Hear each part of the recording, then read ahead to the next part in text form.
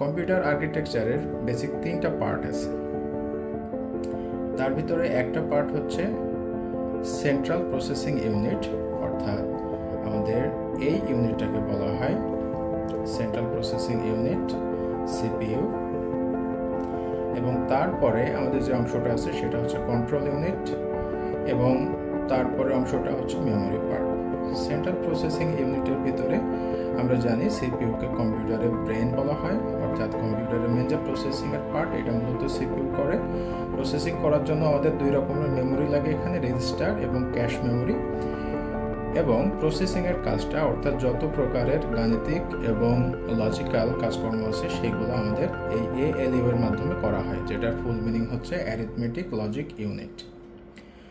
এবং এই ডেটা বা ইনস্ট্রাকশনগুলোকে র্যাম এবং পর্যায়ক্রমে রোমের মাধ্যমে স্টোর করে আস্তে আস্তে প্রসেস করা হয়।